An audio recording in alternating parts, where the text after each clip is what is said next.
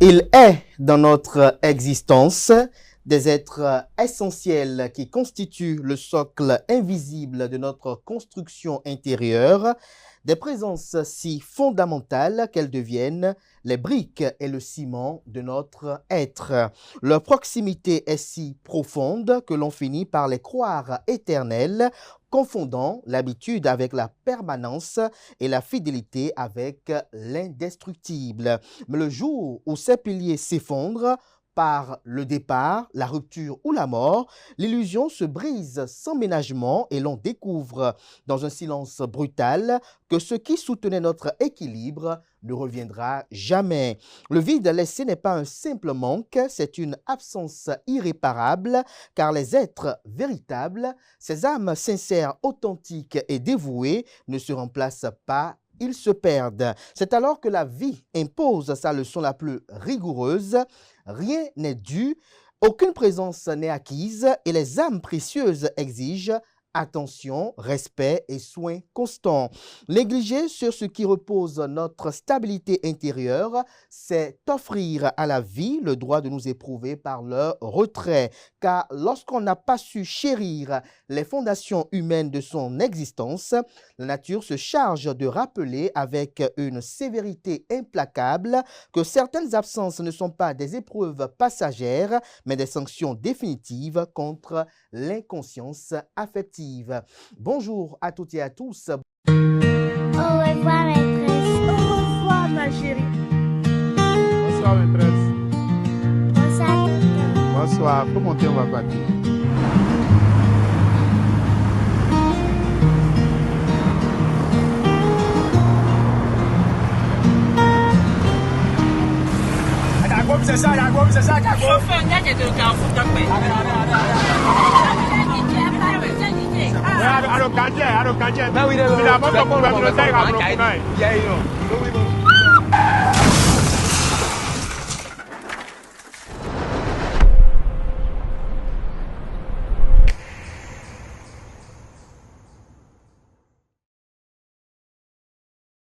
Ensemble disons oui au port de casque, stop à l'excès de vitesse, à la distraction au volant et à l'alcool avant le volant.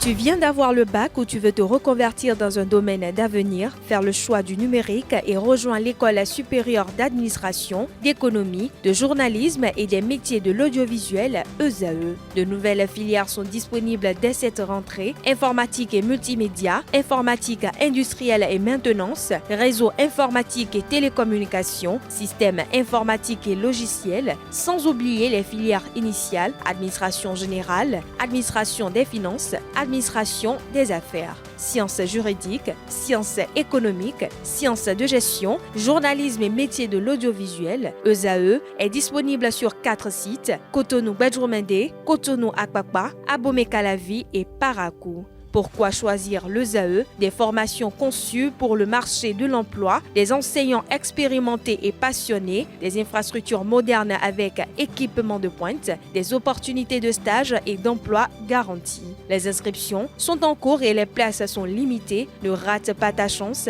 Donne vie à tes ambitions avec l'ESAE. Contacte-nous vite par appel ou par WhatsApp au 01 98 98 14 00 ou via email scolarité@esae.bj et visite notre site web www.esae.bj. Ton futur commence maintenant avec l'ESAE. Tu investis dans un avenir professionnel, concret et sécurisé. ESAE, l'excellence à un nom.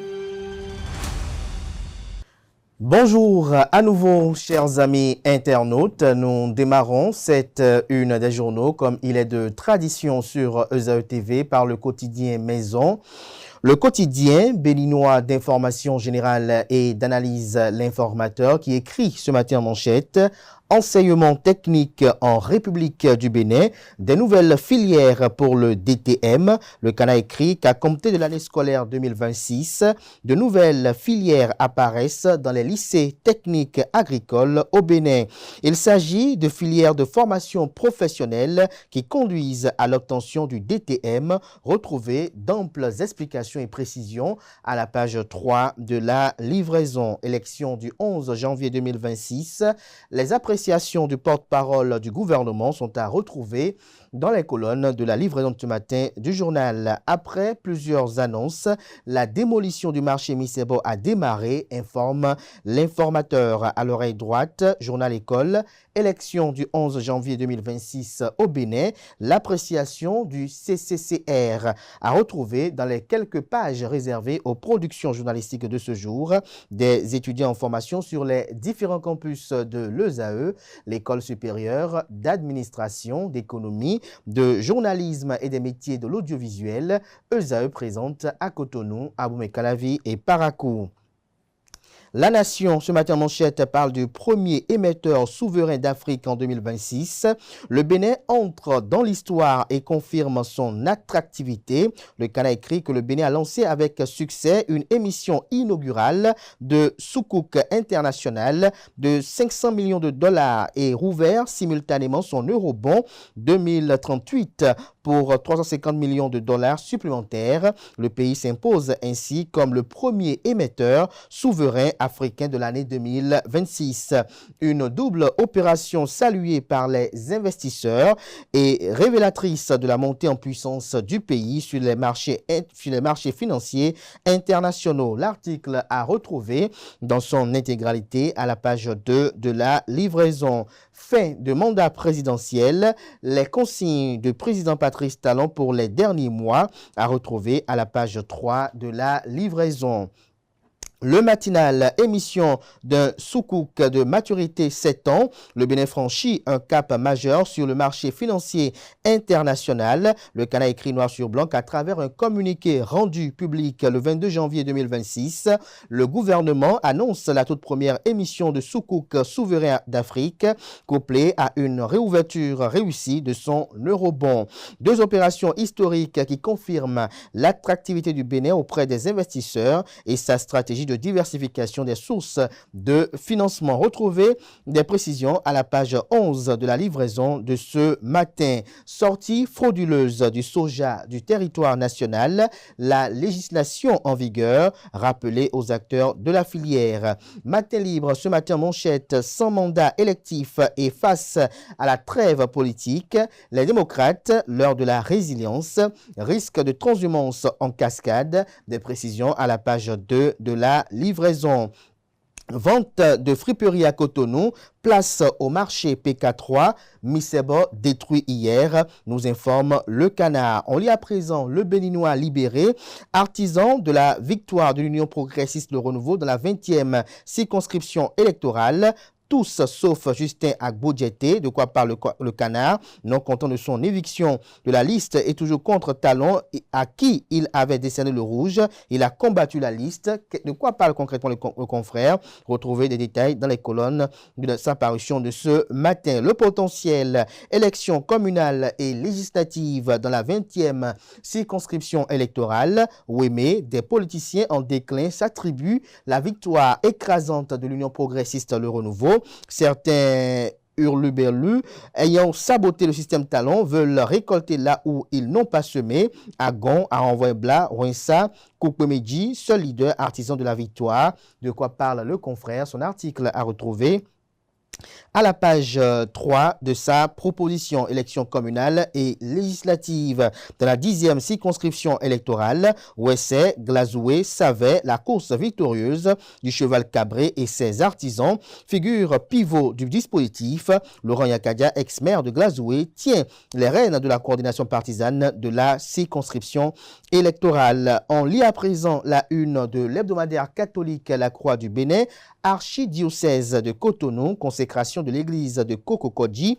Nous avons l'illustration Truelle à la main, Monseigneur Roger Rumbedji, archevêque de Cotonou, qui scelle les reliques de Saint Jean-Paul II dans l'autel de l'église Saint-Gabriel de Kokokodji sous le regard du père curé Damien au guet à l'extrême gauche. C'était le dimanche 18 janvier 2026.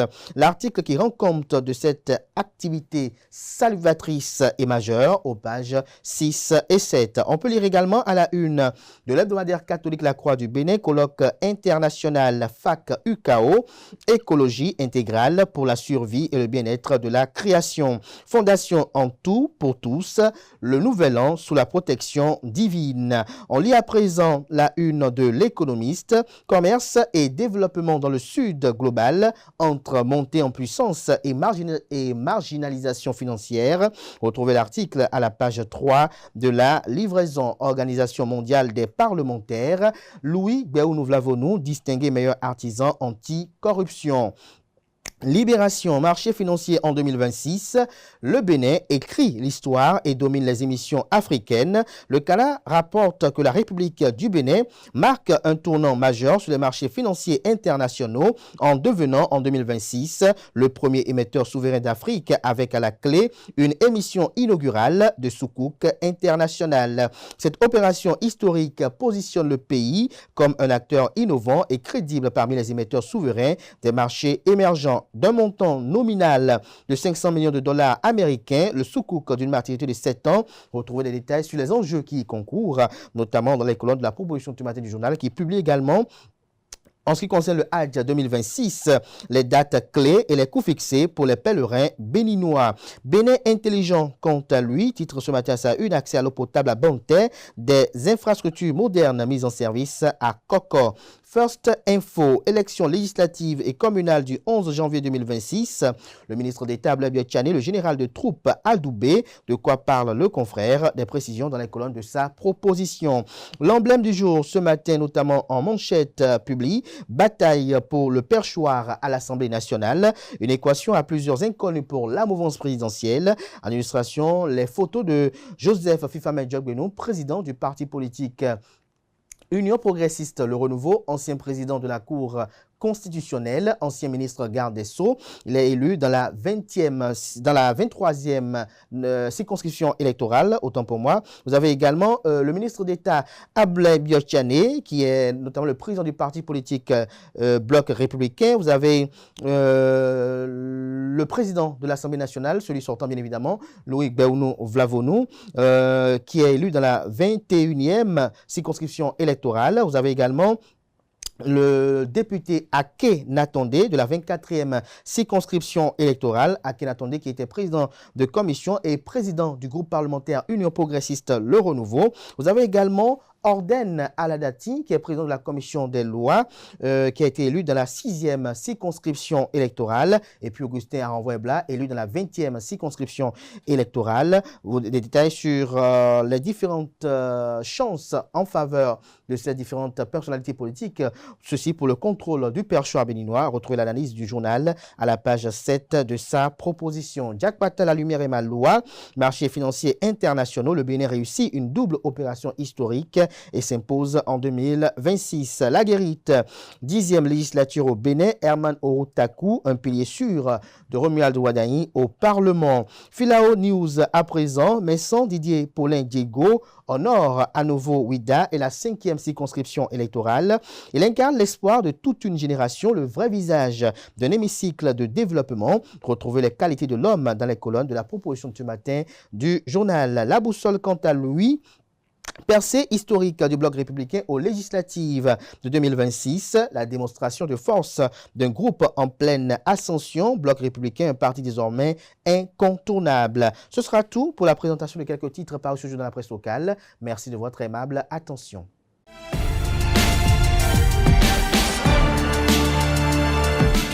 Le bulletin matinal d'information avec vous, comme Quentin Moussou, bonjour. Bonjour Kader. Merci d'être là. Diane Kouagou, bonjour. Bonjour Abdel. Merci d'être là pour la définition du jour. Comme Quentin Moussou, à vous l'antenne.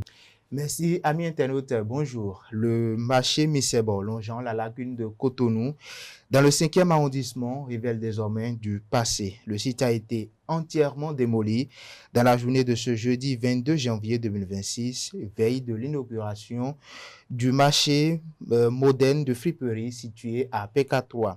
Cette infrastructure ultra-moderne sera officiellement mise en service ce vendredi 23 janvier 2026. La faculté des sciences agronomiques FSA a honoré ses nouveaux diplômés et retraités le mercredi 21 janvier 2026 au campus d'Abomey-Calavi. C'était un moment de réjouissance et de reconnaissance. Le reportage avec Anaël Do.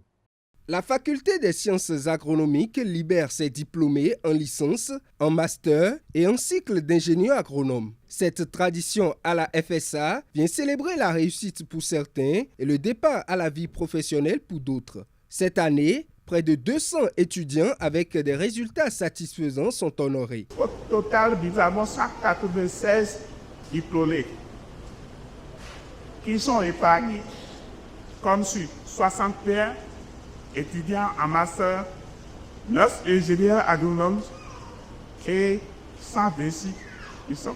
Pour les responsables du rectorat et de la faculté, ce sont des encouragements à l'endroit des différents lauréats. En ce jour solennel, qui marque l'aboutissement de tant d'efforts et consacre la reconnaissance officielle de vos mérites, je tiens à vous adresser les félicitations les plus sincères, assorties de mes vœux les plus chaleureux et de mes bénédictions les plus fraternelles. Monsieur, la traduction littérale du terme université dans notre langue fondée dit par avant. Cela veut dire littéralement, sans me tromper, apprendre jusqu'à la dernière branche. Cette expression littérale vous enseigne et enseigne à nous tous que nous sommes en éternel apprentissage. Je vous encourage à approfondir votre expertise avec votre capacité à analyser, innover et concevoir ces systèmes durables, bâtir la sécurité alimentaire et nutritionnelle. Ne soyez pas de simples techniciens qui exécutent, soyez des visionnaires, soyez des innovateurs. Utilisez votre diplôme et vos connaissances comme un pouvoir. Le parrain de cette cérémonie de sortie de promotion, le recteur honoraire, le professeur Brice Saint-Saint, n'a pas manqué de prodiguer quelques conseils aux nouveaux diplômés. C'est l'outillage. On vous outille, on vous donne tout ce qu'il faut pour que, à tous les niveaux, vous puissiez être combatifs. Vous puissiez vaincre, donner des solutions aux problèmes que les gens vivent. C'est la science. Gardez la science pour que la science vous guide à toujours trouver les meilleures solutions. Désormais diplômés, ces jeunes vont affronter le marché professionnel avec des outils fiables acquis à la FSA, une faculté à laquelle ils témoignent leur reconnaissance. Le parcours n'a pas été facile.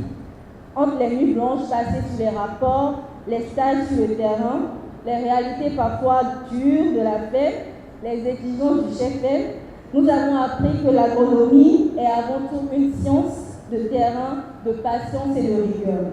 Nous tenons avant tout à adresser nos sincères remerciements à l'administration de la faculté pour le cadre académique, la rigueur et l'encadrement dont nous avons bénéficié tout au long de notre formation. Merci d'avoir cru en nous et d'avoir posé les bases solides de notre avenir professionnel. À nos chers enseignants, notre profonde gratitude. Vous nous avez transmis bien plus que les connaissances théoriques. Vous nous avez appris la discipline, la persévérance et l'esprit scientifique. Les rapports à rendre encore et encore, les stages exigeants, les cours intensifs et les évaluations rigoureuses ont forgé en nous des professionnels responsables et compétents. Ce moment a été également l'occasion de rendre hommage aux nouveaux retraités. Vibrant hommage, instant émouvant, la FSA se montre reconnaissante. Monsieur Selon Victorin, professeur Adam Arantele, professeur Delphine Adandedjan, professeur Bernard Ahamide, professeur Joseph Dossou, professeur Philippe Lalaye, professeur Saint-Brice, professeur Rigobert Tossou. Au nom de la communauté facultaire de les sciences agronomiques, je vous donne juste la moitié du chemin. Parce que nous voulons continuer, comme tous les prédécesseurs l'ont dit, nous voulons continuer à vous avoir. Je vous souhaite une retraite pleine de santé, tout aussi active et dynamique. Ces derniers, reconnaissant à la FSA, partent à la retraite avec le sentiment du devoir accompli. Pour ces cérémonies conjointes, la FSA rappelle l'importance de célébrer chaque instant du parcours professionnel. Nouveaux diplômés et nouveaux retraités se sentent heureux d'appartenir à cette faculté. Restons toujours au micro de nos reporters pour suivre également les impressions de quelques personnes sur le fait qu'il faut tout raconter de son passé à son partenaire ou pas. Ça dépend. Tu peux toutefois lui parler de ça si ça n'aura pas des inconvénients sur votre relation. Parce qu'il y a des passés qui peuvent toutefois créer un scandale dans la relation. Si on va tout appeler ce qui s'est passé avant de commencer, avant de faire présent, avant de commencer les présents, ça ne fait pas mal. Il faut tout le dire, dans le sens à la mesure, la condition dans laquelle la personne a vécu dans le passé. Et voir aussi le partenaire qui est le conjoint. D'autres hypothèses, c'est-à-dire il ne faut pas tout dire parce que tout le monde est né d'une façon différente, d'une famille aussi différente. Il faut le dire, ça peut te créer aussi des problèmes et ça peut arriver aussi pour ton avenir. Il faut aussi le dire parce que quand on voit ce qu'on a vécu dans le passé, ça peut nous enseigner des leçons et corriger aussi le présent et préparer l'avenir. Au début, s'il faut dire, ça aura plus d'impact que quand vous seriez dedans. Déjà avec le temps, l'amour va mieux s'installer. Quand vous allez et quand ça va sortir, vous pourrez savoir comment gérer. Il est préférable de tout dire à sa partenaire ou à son partenaire dans le cas où on n'a pas envie d'avoir de mauvaises surprises au cours de la relation. Vous développez. Je m'explique. Si son ou sa partenaire, on s'entend sur une base bien définie et que dans la relation, on s'est dit qu'on va plus loin, alors là, il est très important de dire tout son passé à sa partenaire pour que au cours de la relation, qu'il n'y ait pas de surprise désagréable qui puisse porter atteinte à la durée de la relation. Ça dépendra aussi du genre de partenaire que tu as rencontré. Sinon, à mon avis, c'est possible. Ça ne va rien changer s'il a de l'amour. La vérité passe par l'escalier, prend par l'escalier. Le mensonge prend par l'ascenseur. Peu importe peu importe le temps ou la durée du mensonge, elle finira par le découvrir. Donc, mieux vaut automatiquement lui dire « Ah, ma chère, je me suis tapé 4 femmes dans mon passé, j'ai eu des enfants. » Je lui narre l'histoire de chacune de mes relations passées par rapport aux enfants que j'ai eus. Maintenant, si cette fois-ci, elle est la 5e, amusons-nous à le dire ainsi. Je lui dis, ah, tu sais, tu es la 5e, mais réellement, tu me plais, j'aimerais aller plus loin que les précédentes avec toi. Je lui dis les cas de vérité, et puis ça continue. Peu importe l'amour qui soit, c'est-à-dire que j'ai pour elle. Autant mieux lui dire la vérité maintenant que de m'attendre à ce qu'à la longue, qu'elle me quitte parce qu'elle a appris la vérité d'une autre bouche.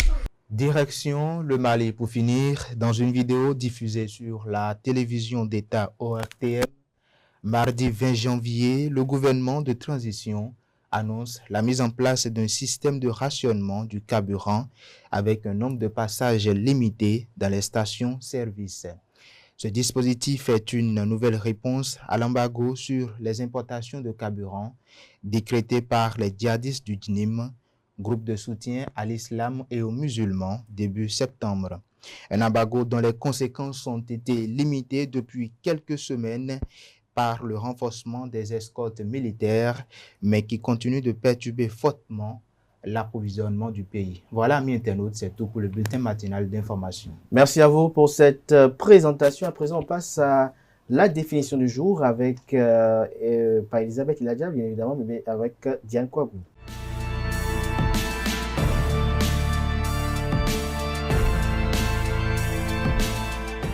Diane, bonjour à nouveau. Bonjour à nouveau, Abdelkader. Vous parlez de quoi ce matin? Vendre la mèche. Vendez la mèche. Mesdames et messieurs, bonjour et bienvenue dans la rubrique La définition du jour. Aujourd'hui, nous parlons de l'expression vendre la mèche. Cette expression signifie révéler prématurément une information, une confidentielle ou un secret, ou un plan qui devait rester caché. Cette révélation peut être volontaire, entre parenthèses imprudence ou par intérêt personnel, ou encore involontaire, entre parenthèses maladresse, émotion ou pression. L'expression remonte au domaine militaire et guerrier. La mèche désignait la corde longue utilisée pour enflammer la poudre des canons ou des armes à feu.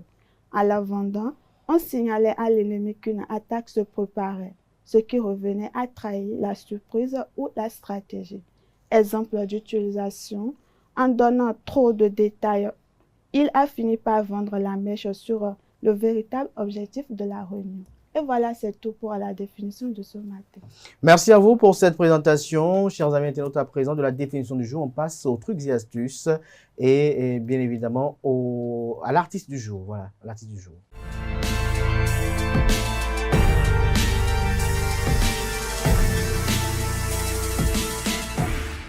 Les trucs et astuces, c'est Elisabeth Eladia, bonjour. Bonjour Abdelkader. Merci d'être là. L'artiste du jour, vous êtes là.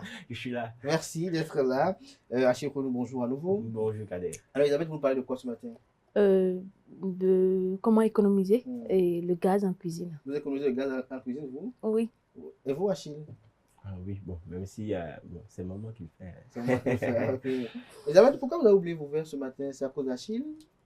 Non. Pour que je puisse bien remarquer. Voilà, exactement. En tout cas, vous allez repérer la gamme tout à l'heure ensemble. Oui, allez-y pour les trucs et astuces. Merci Abdelkader. Chers amis internautes, bonjour et bienvenue dans les trucs et astuces. Aujourd'hui, nous parlons d'un sujet qui concerne presque toutes les familles. Comment économiser le gaz en cuisine sans changer nos habitudes. Première astuce, couvrez toujours vos casseroles pendant la cuisson. Quand la marmite est couverte, la chaleur reste à l'intérieur, les aliments cuisent plus rapidement et vous consommez moins de gaz. Un geste simple mais très efficace. Deuxième astuce, adapter la taille de la flamme à celle de la casserole. Une grande flamme sous une petite marmite, c'est du gaz gaspillé. La flamme ne doit jamais dépasser le fond de la casserole. Troisième astuce, évitez d'ouvrir le couvercle trop souvent pour vérifier la cuisson. À chaque ouverture, la chaleur s'échappe et vous êtes obligé de consommer plus de gaz pour compenser. Enfin, pensez à éteindre le feu quelques minutes avant la fin de la cuisson. La chaleur déjà accumulée continue de cuire les aliments, surtout pour le riz, les sauces ou les légumes. Avec ces gestes simples, vous pouvez réduire votre consommation de gaz et faire des économies au quotidien. C'est tout pour les trucs et astuces. Merci à vous pour cette présentation. Vous restez avec moi, on retrouve Achille pour l'artiste du jour.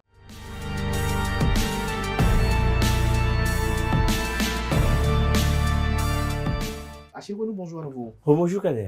Vous parlez de qui ce matin? De l'artiste, chanteur gospel Aimé Isaac. Aimé Isaac, ok, allez-y. Amis internautes, bonjour. Heureux de vous retrouver encore ce matin pour le compte de l'artiste du jour. Aujourd'hui, nous sommes avec Aimé Isaac, né au Bénin. Aimé Isaac, de son vrai nom, Aimé Kodio Glolé, a réussi à fusionner les influences musicales locales avec une perspective internationale, créant ainsi un son qui parle à toutes les âmes. Sa musique transcende les frontières linguistiques, touchant les francophones du monde entier, et son message d'amour et d'unité résonne profondément dans le cœur des amoureux du chant sacré et au-delà. Alors, Aimé Isaac, surnommé le Rocher Blanc, a façonné son identité musicale avec une passion et une dévotion rares. Alors, ces mélodies transcendent ses paroles profondément spirituelles, ont touché des milliers de cœurs, apportant la paix, l'espoir et l'amour à ceux qui l'écoutent. Sa voix puissante est une invitation à la réflexion, à la méditation et à la connexion spirituelle. Alors, son répertoire comprend des titres populaires comme Majesté, Enana, oui, Djali Djali, Ogan et Vrai Homme, bien d'autres œuvres musicales. Alors aujourd'hui, moi je vais vous reprendre le morceau Vrai Homme de Aimé Isaac. On va repérer la gamme avec Elisabeth et Elijah, bien sûr. Et on va y aller. Vous repérez la gamme avec moi, Elisabeth. En tout cas. Do, ré, fa, sol, la, si, do, si, la, sol, fa, mi, ré, do, mi, sol. Tous les hommes ne sont pas heureux. Il y a des animaux parmi nous. Tous les hommes ne sont pas heureux. Il y a des animaux parmi nous. Betole, mais betole. Calling betole, betole, me. Betole, mais betole. Calling betole, betole, me. Comment pouvons-nous comprendre qu'un homme tue son prochain? Comment pouvons-nous comprendre qu'un homme tue son prochain? Beto et donc quand il était, non c'est tout, boda nozo. Quand il beto, mais donc quand il s'y taka, mais l'été, non c'est divi, bosso, non zoriton.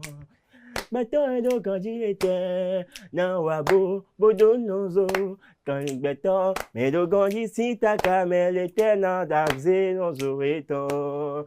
Beto levi, mais beto ne, quand il beto et donc beto ne.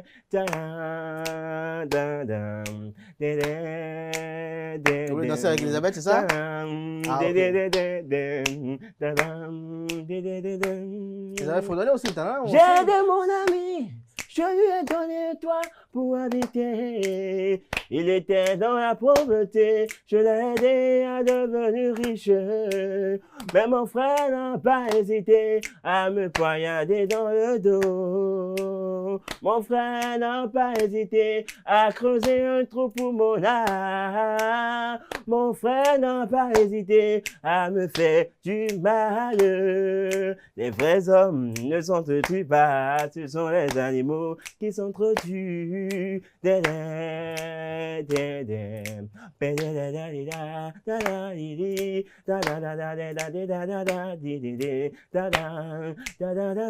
gamme se repère. Tous les hommes ne sont pas des hommes, il y a des animaux, des animaux.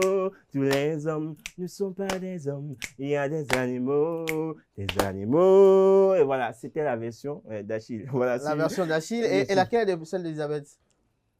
Moi, je ne connais même pas la chanson. Vous ne connaissez même pas la chanson. Et quelle chanson vous connaissez, vous? Même si c'est en argot, on prend, hein? Ah non, non, je ne chante même pas. Vous ne chantez pas? Vous faites de la poésie? Faites de la poésie, alors? Racontez pas de poésie aussi. Une histoire. Il y a un morceau que Elisabeth aime bien écouter quand on est à la rédaction. Voilà, être ici. Un morceau en Yoruba, bon.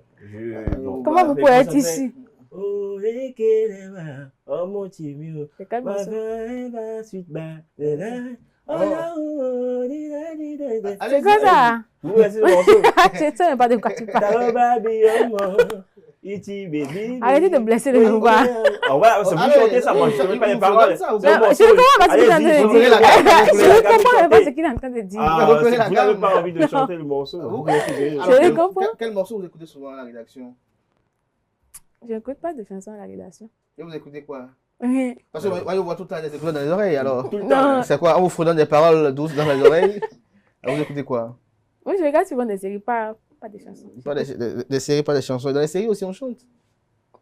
Dans les séries que je regarde, ils ne chantent pas. Ils ne chantent pas. Ils font quoi? Que le Seigneur vous pardonne.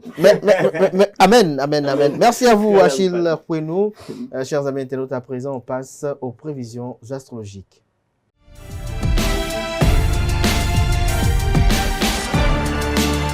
Les prévisions astrologiques, bonjour à vous, Francis Fahami. Bonjour Kader. À vous l'antenne. Amis internautes, bonjour. Il y a quelques obstacles à dépasser, mais ils sont avant tout en vous. Apprivoisez-les, voilà. Taureau, quelques valeurs et principes vous rendent plus sensibles que vous ne l'êtes et c'est touchant, ce qui ne vous déplaira pas. Gémeaux, en apportant un peu d'air à votre vie, c'est comme un second souffle et vous revivez. Cancer, les astres vous invitent à ne pas renoncer à apprendre et à découvrir. Lion, c'est sans doute le moment de gérer un souci financier avec quelqu'un qui vous est très familier. Vierge, voilà une belle journée idéale pour vous retrouver à deux ou chercher l'âme sœur. Balance, vous avez une grande facilité à comprendre les choses et ça vous énerve. Scorpion, vous serez une vraie éponge, ce qui fait toute votre richesse et votre profondeur. Sagittaire, la famille et les proches vous feront recours et vous leur apporterez la paix. Capricorne, une journée qui se déroule bien grâce à des appuis de choc.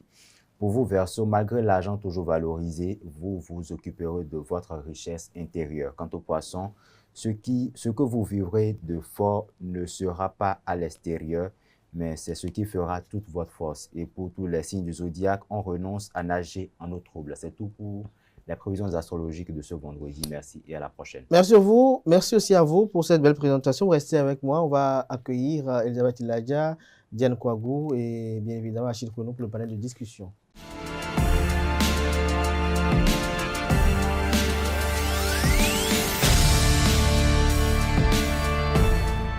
Le panel de discussion, Elisabeth Iladja, bonjour à nouveau.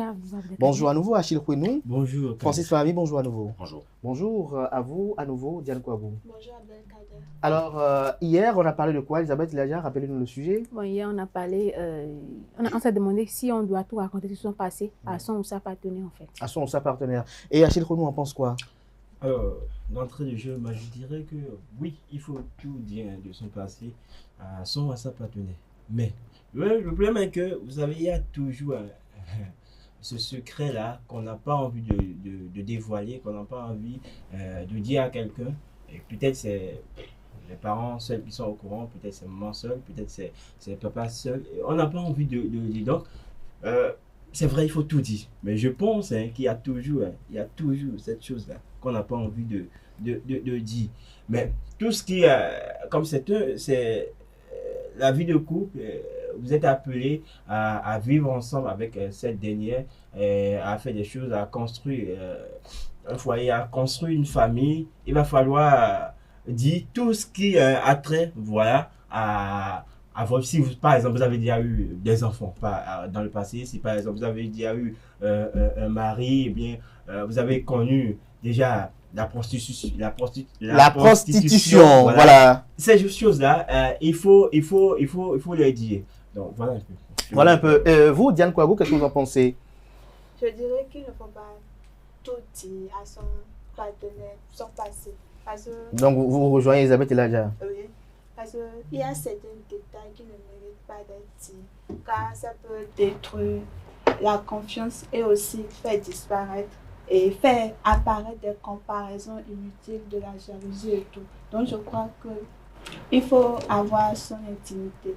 C'est vrai, il faut dire des choses qui sont essentielles, mais pas tout. Pas tout. Francis Fahmi, qu'est-ce que vous pensez de ces différentes positions-là? Je pense que c'est leur avis. Et vous, le vôtre?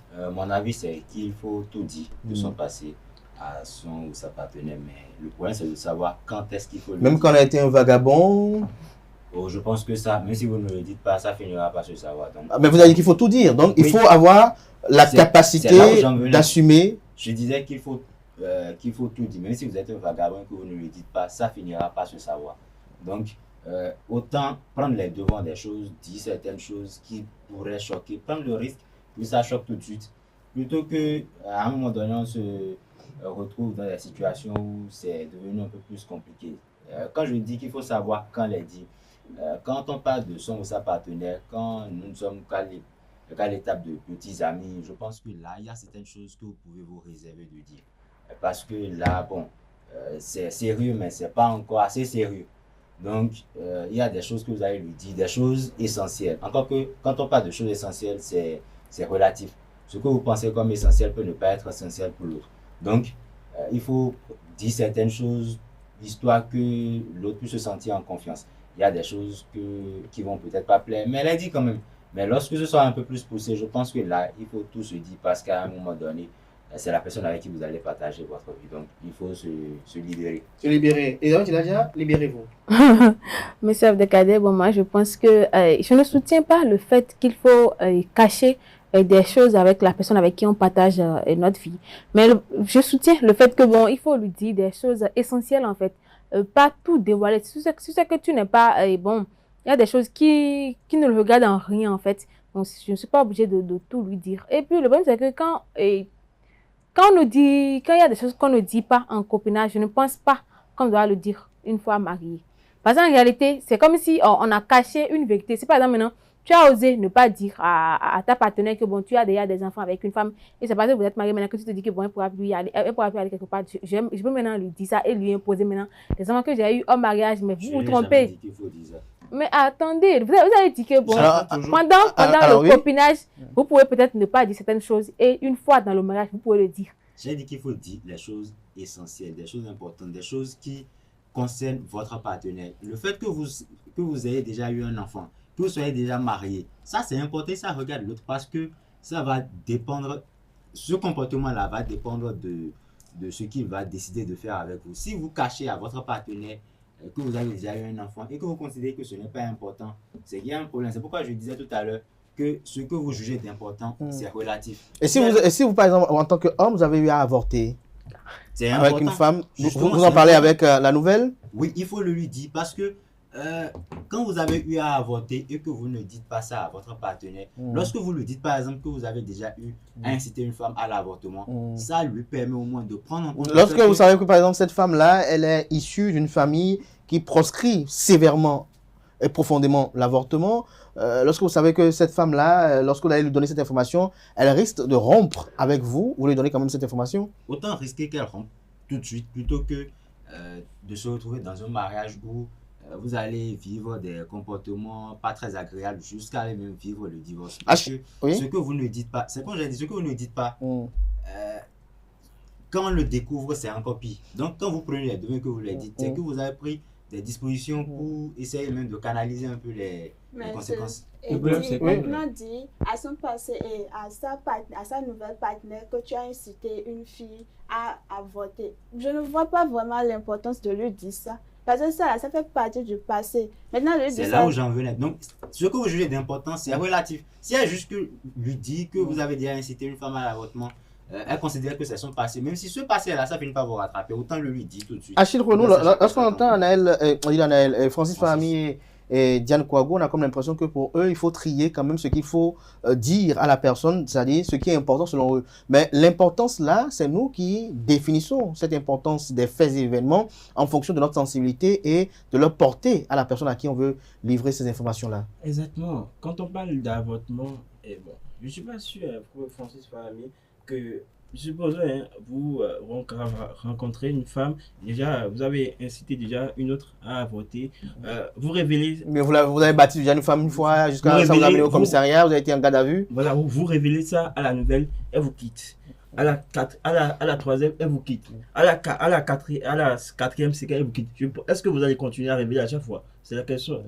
Et la question que moi je m'en vais vous poser, c'est est-ce que vous préférez que la quatrième vous quitte ou plutôt que la cinquième divorce et que la sixième divorce et que la septième divorce et que la huitième divorce? Non. Mais j'ai une question aussi à poser à Francis Fahmy, puisqu'il reste mon discours dessus. Elisabeth Tilaya hier a dit qu'il y a de ces hommes qui, devant une bouteille de bière, par exemple, cèdent tout.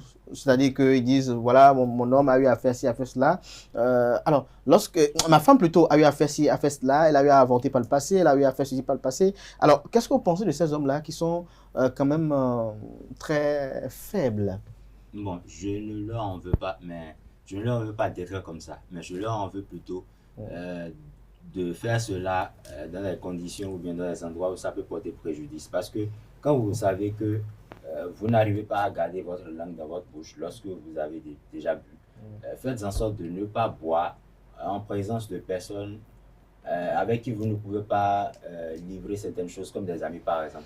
Lorsque vous savez que quand vous êtes bourré, vous dites certaines vérités qu'il ne faut pas dire. Ne buvez pas au dehors, buvez à la maison lorsque vous êtes seul avec... Elisabeth veut réagir, oui? Qu'elle réagisse. Moi, je ne pense pas que les boissons préviennent. Tu peux être à la maison, maintenant tes amis vont t'appeler pour te dire que bon, et tu peux les boissons ne préviennent pas. Justement. Ah oui, ces occasions-là ne préviennent pas. Mais donc, ne préviennent pas. Ne buvez pas au point d'être bourré au dehors, c'est tout ce que je dis. Il y a des amis avec qui, quand on est avec eux, on est... Bon, je ne sais pas trop, leur influence, je sais que c'est une mauvaise influence, mais tu seras obligé de boire jusqu'à même, vomir, même arriver à la maison.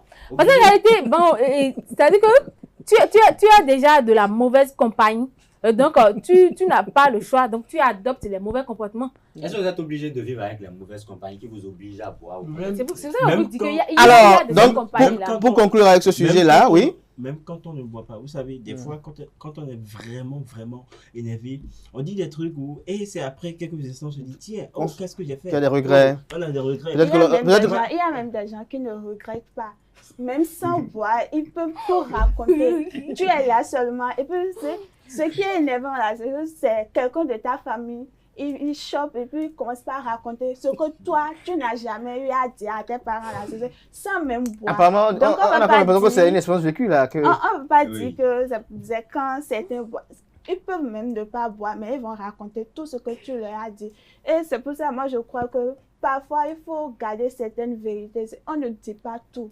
Il faut garder certaines vérités pour soi-même. Parce que au risque si vous n'avez pas Francis Famille, il y a des vérités que vous allez apporter. Alors, pour conclure, d'une interrogation, Francis Famille, il ne faut pas dire tout. Selon Elisabeth Iladja, vous estimez qu'il faut tout dire. Est-ce qu'il ne faut pas choisir le moment de révéler certaines vérités? C'est exactement ce que j'ai dit. Donc, il faut attendre. Ça peut prendre 2 ans, 3 ans avant de dire certaines choses. Il y a des informations qui peuvent être données le premier mois, d'autres le 6e mois. C'est-à-dire quoi? Est-ce à dire que lorsque vous vous engagez avec une femme, dès qu'elle dit oui, vous lui dites tout, sans réserve? Non, pas dans ce sens. Mais ça évolue progressivement, c'est ça? Progressivement, parce que ça évolue en fonction de la confiance que vous arrivez à établir. J'ai dit que lorsqu'on est juste à l'étape de petits amis, il y a la confiance. C'est quoi vous mettez dans petits amis? Genre, on est en train de sortir ensemble. De coucher ensemble, c'est ça? Non, j'ai jamais parlé de coucher, moi. Oui.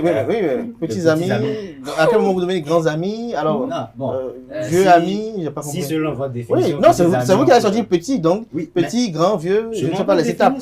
Allez-y. Justement. Donc, à l'étape de petits amis, de façon normale et simple, avant d'arriver au mariage, il faut se connaître, il faut commencer à travailler ensemble avant d'arriver à l'étape de fiançailles, etc. L'étape qui précède l'étape de fiançailles, par exemple, moi je considère cette étape-là comme l'étape de petits amis. Donc, lorsque vous n'êtes qu'à cette étape-là, plutôt, je pense que il y a la confiance, mais la confiance n'est pas encore assez solide pour qu'on puisse se dire certaines choses. Lorsqu'on arrive à l'étape de fiançailles, là, il y a un engagement. À cette étape-là, il y a aussi des choses qu'il faut se permettre de dire. Mais lorsqu'on arrive à l'étape de mariage, je pense que c'est l'étape ultime. Maintenant, au fur et à mesure que votre mariage grandit, il faut se dire certaines choses parce que là, la confiance, elle est, je vais dire ça comme ça, elle est ultime. Elle est nécessaire. Là, il faut se dire, c'est vrai, on n'arrive jamais à tout dire, mais dans la globalité des faits, il faut dire certaines choses parce que il peut vous arriver certaines situations où c'est la personne qui est la plus proche de vous. Donc, pour votre propre sécurité, je pense que le mieux, c'est dire certaines choses. Merci pour votre conclusion. Elisabeth, tu l'as dit à votre conclusion? Moi, je dirais qu'il ne faut pas tout dire, mais il faut dire l'essentiel et ce qui concerne la vie de couple, en fait. C'est-à-dire que si la personne est endettée, par exemple, la personne est fauchée, la personne a le sida, par exemple, la personne a eu à avorter ou à faire avorter d'autres personnes, la personne a déjà des enfants au mariage, des trucs comme ça, en fait. Donc, il faut surtout dire ce qui à l'émancipation du couple. Du couple en question. Achille, votre conclusion? Oui, je rejoins Elisabeth et je lui dis qu'il faut surtout parler des sujets qui ont trait à des questions de vie ou de mort. Voilà. De vie ou de mort. Diane Kouagou? Toujours avec Elisabeth, il faut dire des trucs qui peuvent faire évoluer le couple et non qui peuvent détruire la relation. Merci à tout un chacun pour vos différentes opinions. Chers amis internautes, à présent, on parle politique avec Rachidi Ojo. Avec lui, on revient notamment avec des commentaires sur les élections législatives de 2026, notamment les résultats. On va les apprécier, on va les analyser et notamment décrypter un peu leurs implications politiques.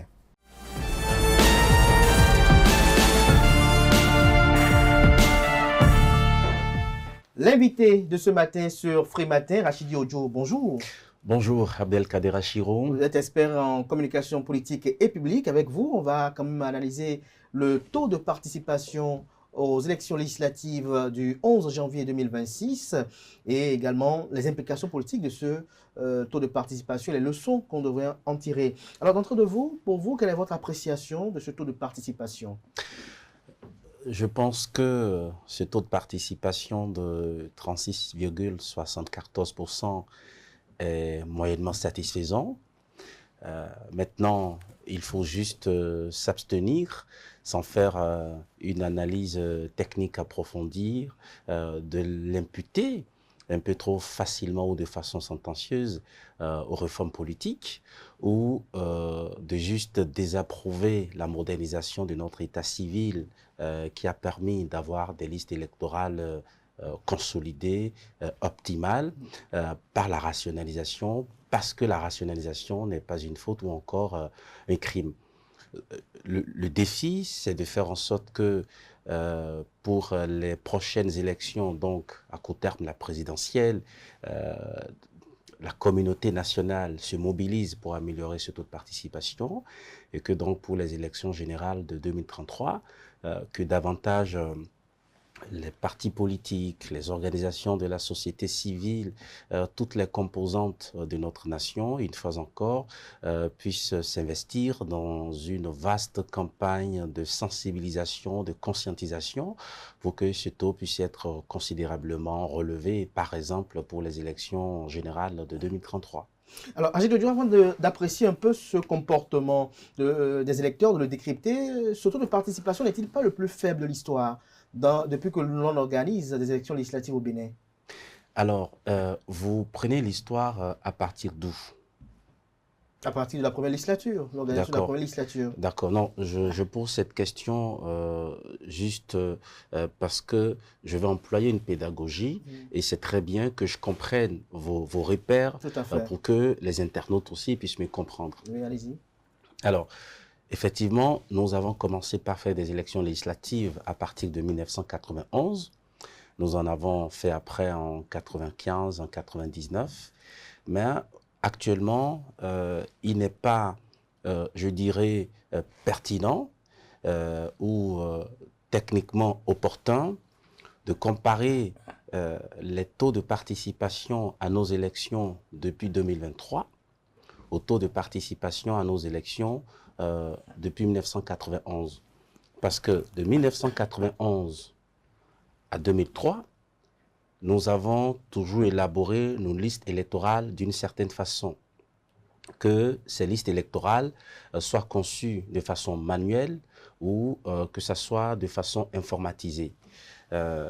Toutes les élections législatives qui se sont succédées jusqu'en 2010, disons jusqu'en 2007, ont été organisées sur la base de recensement électoral qui procède de l'inscription sur la liste électorale par le désir, la simple volonté de l'électeur.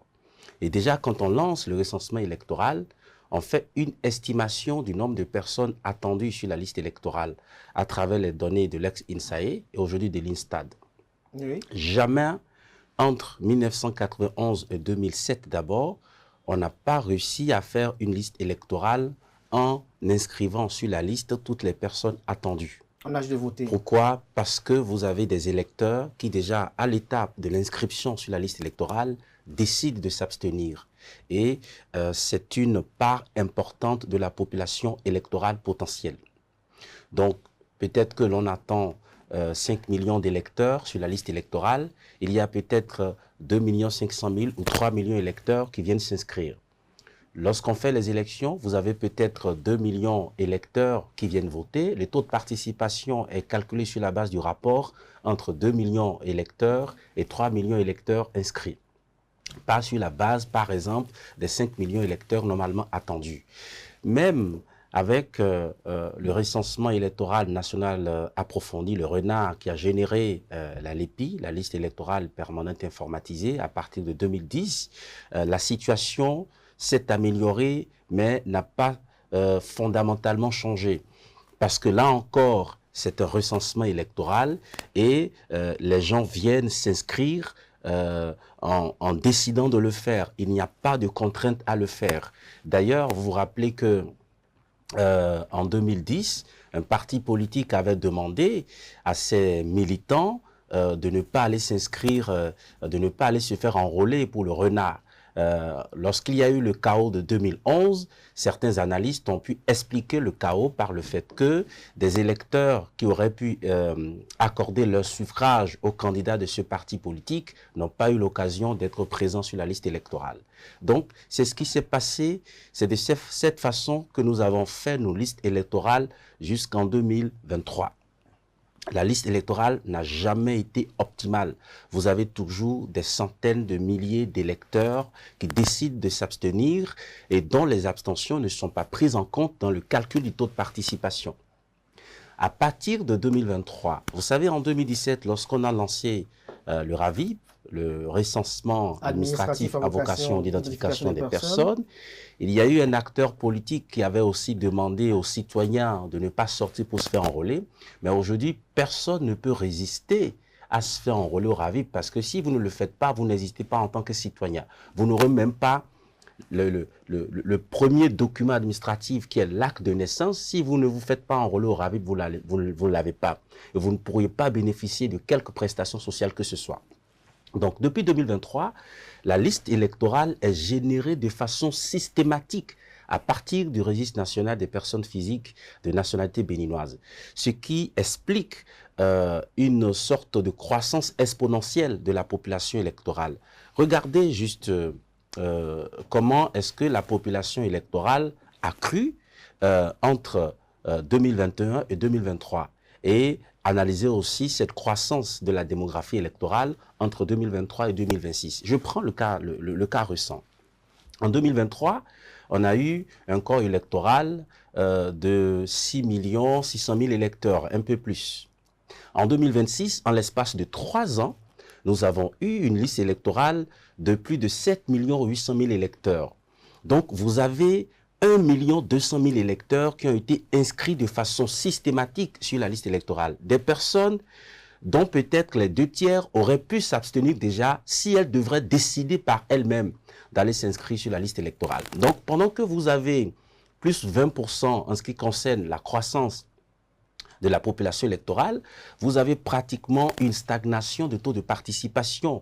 C'est-à-dire que la réalité, vous avez aujourd'hui la population électorale qui croît de façon exponentielle du fait de notre modèle de rationalisation et vous avez le taux de participation qui croît de façon arithmétique. Cela appelle des défis, mais pas des condamnations disons, sans aucun discernement, juste parce qu'on n'est pas d'accord avec certaines réformes. Pour finir, regardez un peu le nombre de votants. Il n'y a pas eu moins de votants entre 2023 et 2026. 2023, c'est 2 500 000 votants. Mais il y a eu plus de 350 000 votants supplémentaires qui sont arrivés dans les urnes en 2026. Malgré ça, le taux de participation a quand même régressé d'1%. Alors, donc, quand on veut analyser ces chiffres, il ne faut pas les prendre de façon globale, il faut rentrer dans les réalités que cela recouvre, il faut aller dans l'histoire, il faut comprendre les modèles électoraux, il faut comprendre les systèmes de confection de listes électorales. Après, avec ça, on pourra faire de façon décontractée, on pourra sans passion analyser ce taux de participation et maintenant situer les responsabilités. Rachid Ojo, même si on reconnaît, on est séduit par la pertinence de l'exposé que vous venez de faire à l'instant, il y a quand même l'interrogation qui demeure. Est-ce que vous ne pensez pas que certains électeurs n'ont pas pu voter à cause des retards observés par endroits au niveau des ratés au niveau de la Commission électorale nationale autonome Sénat? Parce que les dimanches, même s'il y a élection, certains Béninois ont quand même des obligations, d'autres vont même au travail, ne nous l'aurons pas, même si l'État chôme le jour en question. Et l'autre interrogation également, c'est de savoir, n'est-ce pas aussi une sorte de désaveu aux réformes politiques qui, pour certains, disent et l'écrivent même sur les réseaux sociaux, qu'ils ne s'y retrouvent pas? Alors, premier volet de votre question, les retards, ils sont regrettables. D'autant plus que cette fois-ci, nous avons eu des retards, je dirais, vraiment inacceptables. Maintenant, ces retards concernent combien de postes de vote sur l'ensemble des postes de vote installés sur toute l'étendue du territoire national? La question est là. Les retards ont été évoqués dans la décision de proclamation des résultats définitifs de ces élections législatives et ça fait partie de ce que la Cour constitutionnelle appelle les manquements.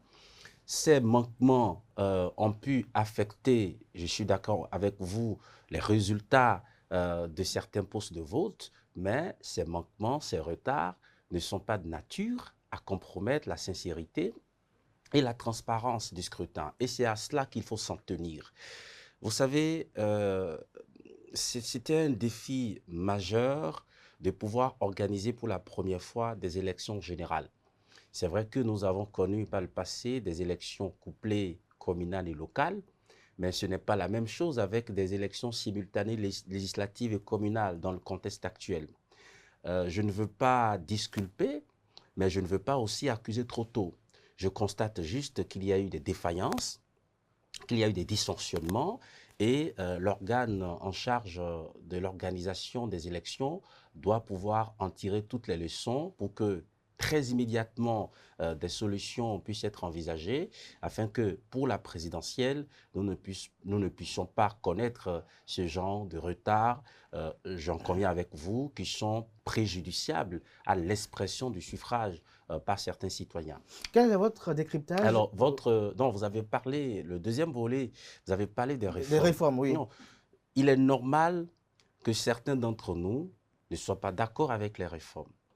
Mais ce que je constate, c'est que à travers les résultats de ces élections, la majeure partie de notre peuple a exprimé son adhésion totale aux réformes politiques mises en œuvre dans notre pays depuis 2018 et a rejeté, on peut dire, le discours qui consiste à faire miroiter aux populations que nous sommes dans un pays d'absence de démocratie ou de dégradation de démocratie et qu'il faille peut-être restaurer la démocratie.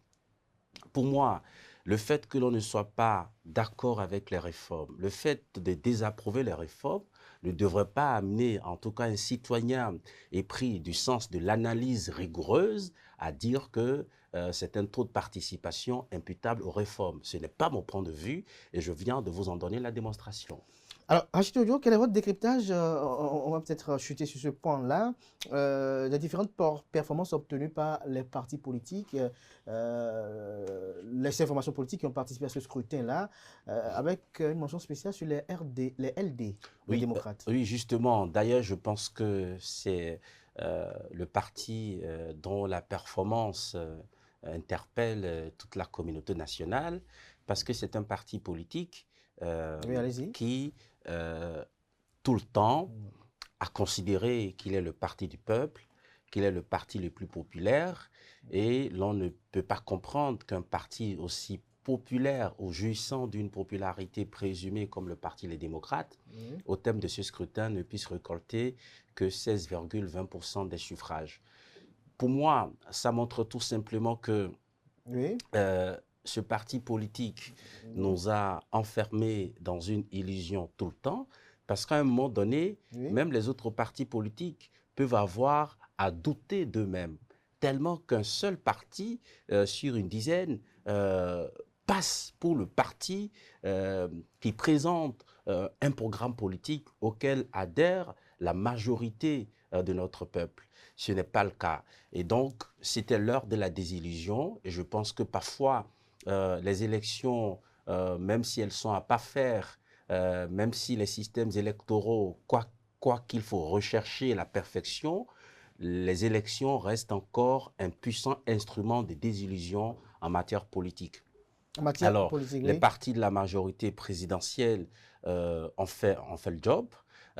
Vous avez vu l'Union progressiste, le renouveau, s'est battu pour se reconforter dans sa position de parti leader, dans sa position de première force politique nationale. C'est pas évident parce que lorsque vous êtes le premier de la classe, tout le monde cherche à vous bousculer, tout le monde cherche à vous reprendre la place.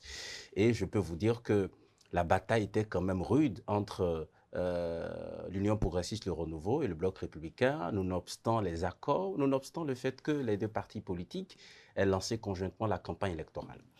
Maintenant, le Bloc républicain qui a réussi à inverser la tendance dans un certain nombre de circonscriptions électorales, notamment la 7e, la 8e, la 4e, la 10e et la 9e. Bon, je ne sais pas si on a beaucoup de temps parce que lorsqu'on évoque le territoire national en termes de circonscription électorale, il faut peut-être que les internautes aient une idée des endroits du pays où l'on se trouve.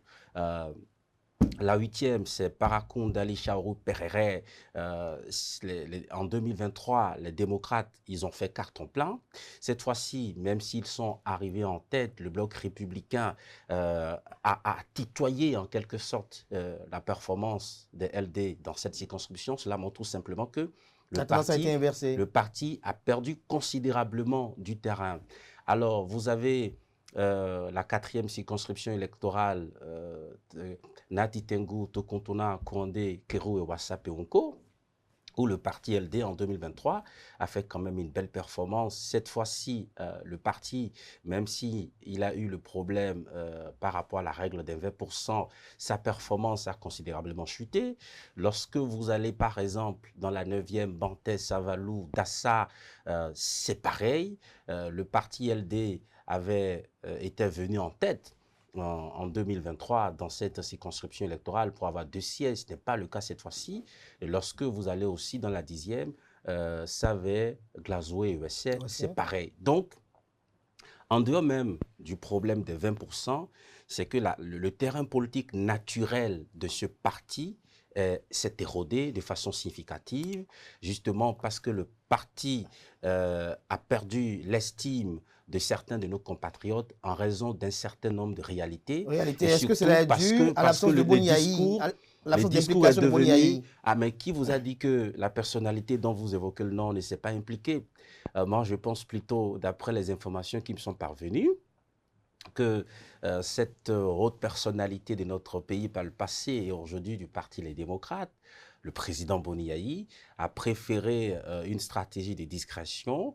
Il a été annoncé dans une circonscription électorale où justement la stratégie mise en place était celle qui devrait conduire à faire chuter et individuellement et collectivement les 2 grands partis de la majorité présidentielle en dessous de la barre de 20% pour assurer leur inéligibilité à l'attribution des sièges, soit pour que le parti Les Démocrates rafle les 129 sièges, ou soit pour qu'aucun parti politique ne puisse être éligible à l'attribution des sièges et que le système soit éprouvé.